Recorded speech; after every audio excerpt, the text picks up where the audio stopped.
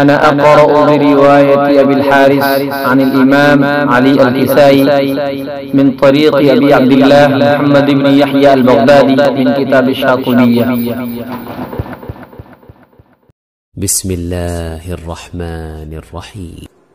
والضحى والليل إذا سجى ما ودعك ربك وما قلى وللآخرة خير لك من الأولى ولسوف يعطيك ربك فترضى ألم يجدك يتيما فآوي ووجدك ضالا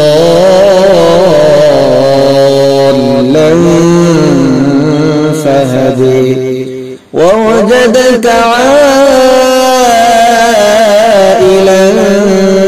فأغني فأما اليتيم فلا تقهر وأما السائل